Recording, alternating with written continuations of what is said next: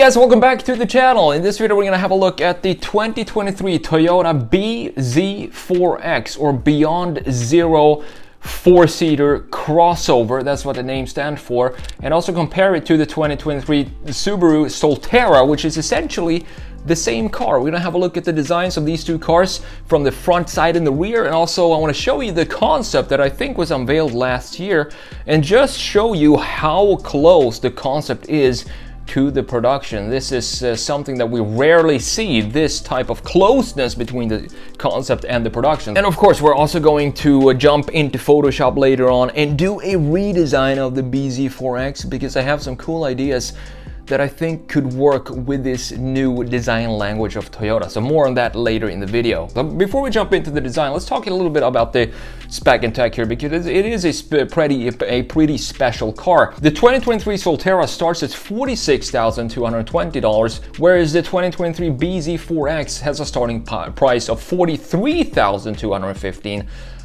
And the main reason why the Subaru is more expensive is that it only comes as dual motor and all-wheel drive, while Toyota offers a front-wheel drive version in its base trim. However, the Solterra would still be $925 more expensive than the optional all-wheel drive BZ4X XLE. So it really comes down with which design do you prefer, because they are very close in price when you have the dual motor in both of these models. So we're gonna have a look at the design later. I'm gonna let you know which one I would buy based on just the design here. So the Toyota only offers two trim levels here. You have the XLE and the Limited. The Solterra, however, has three trim levels. You have the Premium, Limited, and the Touring, with the Touring being the most expensive at $53,220, and that makes it the most expensive Subaru on sale today. The front-wheel drive BZ4X Limited starts at $47,915, and if you want to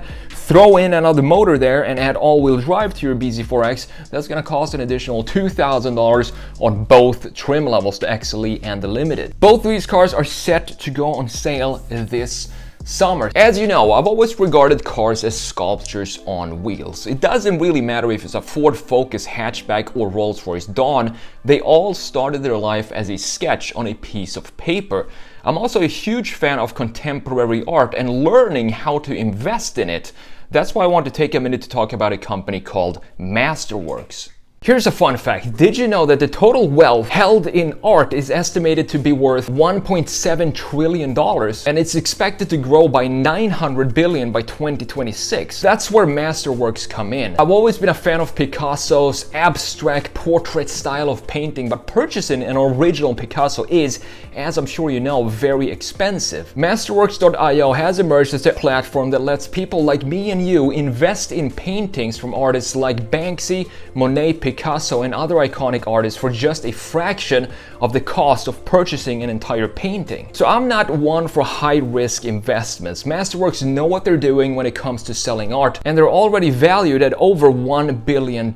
In fact, they returned 32% to their investors in 2020 and 31% in 2021. And on top of that, contemporary art prices outpaced the S&P 500 total return by 164% from 1995 to 2021. Getting started with Masterworks is super easy with just a few clicks. You visit the website, create an account, and then you simply browse their artwork. You can sell your shares on Masterworks' secondary market. To gain priority access, click the link down in the description, and by doing so, you're also helping out the channel. So go check it out and start investing in artwork today. And thanks again to Masterworks for sponsoring this video. So now let's jump into Photoshop here and let's have a look at these designs and the differences between them. I also want to show you, as I said, the concept from a side view and the reason why I'm not comparing the production to the concept. I'm gonna talk about that in the next slide when we talk about the side view. So up here we have the Subaru Solterra, up down here we have the Beyond Zero 4-seater crossover.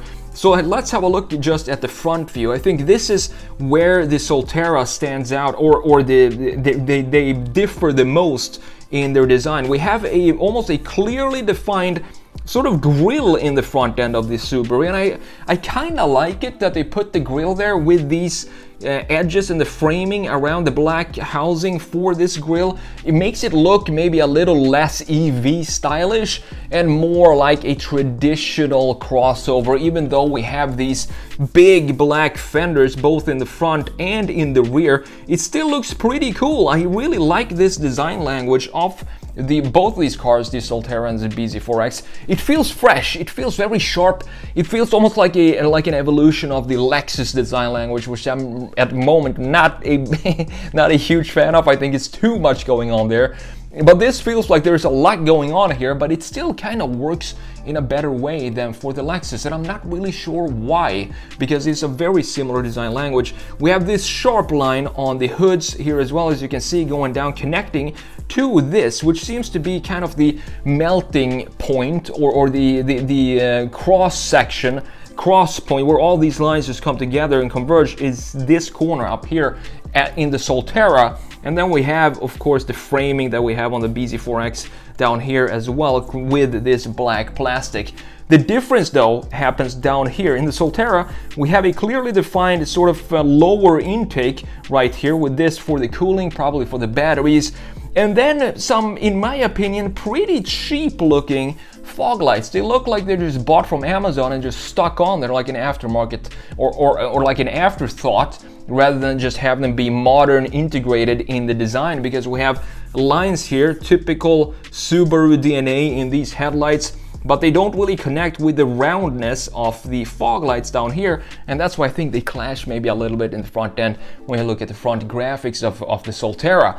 Now, moving down to the Toyota down here, the BZ4X, you can see that they clearly cleaned it up a lot more in the front end than we have in the Subaru up there. Specifically in this corner, I want to focus on this piece right here. Looking at it in the Toyota, it looks a lot cleaner.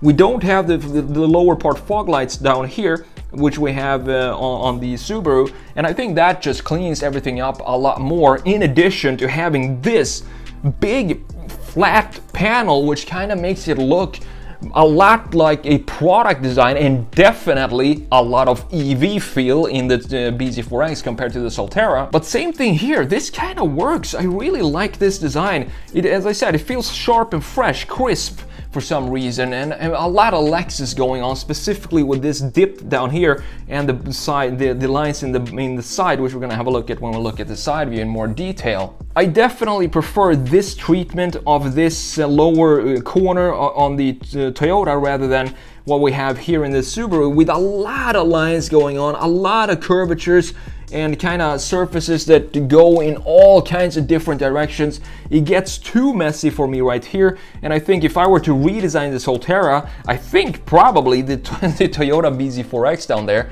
is actually a good idea. So looking at it now from a side view, and this is where it becomes interesting, because as you know, I think the side views are always the most interesting looks, because you get a clear, a kind of a nice overview of the proportions and the styling of the car. You get it best from a side view, the size of the vehicle and so on. So here we have, this is actually, believe it or not, this is the concept for the BZ4X, but have a look at the concept up top and then compare it to the BZ4X down here. I can't seem to find anything that is different from the concept into the production version. Even the door handles don't have this conceptual look to them. We also have all the trim pieces around the window intact in the concept, then which of course transferred over to the production version. Everything seems to be the exact same car, so I'm not sure why they even released this as a concept, because looking at this concept, it definitely feels production ready. You know, when you see a concept, usually you have the wheels sticking out a little further, being flush with the body, bigger than there will be on the production version, and also door handles and stuff like that, usually flush with the body. You have different, sometimes different taillights and different headlights, but here it's a completely ready for production concept. Maybe they just wanted to push this out there like they did with what's the car I'm thinking of? The Nissan Z. They also said the Proto Z was the concept, but it was clearly clear that that was actually going to be the production version. So maybe they did a kind of soft launch for the BZ4X, but just pushing in and call it a concept, and if it gets slaughtered in the media and press, maybe they would dial it back a little bit and maybe do some changes and so on. But I guess this was received very well, and that's why they decided to just, all right, we already have the concept being ready for production, so let's go ahead and put it in production. And that's also the reason why I decided to not compare the concept from a front, side, and rear, because it basically looks exactly the same. So what we're gonna do is just throw in the Subaru here instead and have a look at the differences in side view here. In side view, I think this is the view where you see the least changes between these two as well. You do have a bunch of cool lines going on here, which makes it feel sort of product designy a little bit. We have almost an inverted shoulder line. Usually it goes something like this, but here they just inverted it and created a dip that goes down instead of going up. So it kind of an inverted muscle over the rear wheel archers or something like that. I'm not really sure what to call it, but I think it works still. It looks modern and fresh and sharp. Then we have this line to kind of cut into this massive surface here to break that surface up with some styling cues. And you know, these are Japanese cars. So the thing with Japanese and Asian styling is that, as I've said before, they like to just push styling a little bit more than the Germans, for example, and especially the Scandinavian brands such as Volvo, which always like to have everything very straight and not put in too much styling if it's not going to have any function, which is totally understandable. And it's really interesting to compare the different areas from where a car comes from, and then you can kind of tell just based on the styling what part of the world the car has actually been designed in, even though all studios are pretty much global today, but they still need to keep that philosophy or DNA of the brand. And I think both of these cars here, they did a good job creating something really cool with while still separating Toyota and Subaru. And they've done this before, you know, with the GT86 and the BRZ, for example, a classic example of Toyota, Subaru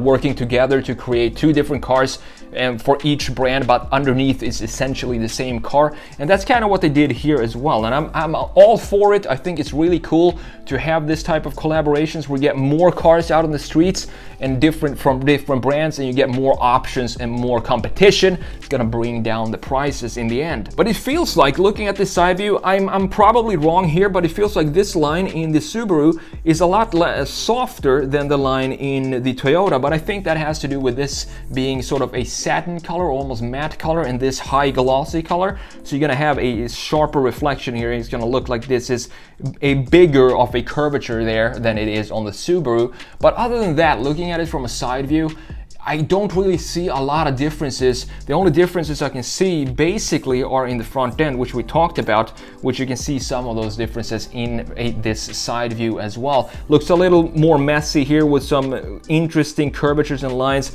while the Toyota keeping it clean with some very clean sections and horizontal and vertical lines instead of more organic front face like we have on the Subaru. All right, now before we jump into the redesign, I just want to show you the rear view here as well. And this is also where you can see some differences in the graphics between the Subaru up top and the Toyota at the bottom. What I really like about the Toyota is that it keeps all the graphics within this black trim or black housing that you have going all around the taillights, while on the Subaru you can see that they kind of forced in the Subaru DNA on these taillights by having this lower part sticking out and creating this little thing that just feels so annoying. I just want to remove this piece that sticks out of the black trim and have it be more in line with what the Toyota looks like. But you know, they gotta keep some of their design DNA, and one of the reasons you do that is to work and focus on the headlight graphics and the taillight graphics. That's where most of the identity of cars come today, so I understand why they had to put something in here that sticks out like this in a pretty weird way, but it still makes sense from a design DNA standpoint for Subaru to do that. Other than that, We have these cool split spoiler at the top right here, which I think looks very cool and very unique. I don't think I've seen that before on any car. You have the same thing, of course, in the BZ4X. I have some problems with that name. Going down lower in the design here, you can see that the lower part and the diffuser, I think, look essentially the same. We have these two things going right here. I think we have the same styling on the Subaru, so this is pretty much the exact same piece here. We even have these reflectors, or whatever they're called, in the same positioning on both of these cars. So with that said, let's jump in to the redesign, and I want to show you exactly what I want to do with this BZ4X. As I said, I really like this design. I think it's a huge step forward when it comes to EV design, because it still looks like an EV, but it doesn't have that, you know, bean proportions as we've been talking about for a long time here on the channel. It still looks very cool and very futuristic. I like that the headlights go into the grille and creates this top line or top border of where the front fascia starts and stops at the bottom with this lower intake, and the framing on the side with the black graphics. But the thing is with this, I understand that it is a crossover, because crossovers are the type of cars and vehicles that sell like crazy these days. So I totally understand why Toyota, when they introduced, I think this is their first full electric EV, I'm pretty sure. If they're gonna introduce their very first electric EV, what type of vehicle type or size do you think they would go for? Would they go for a sedan, that the sedans are not selling that well these days?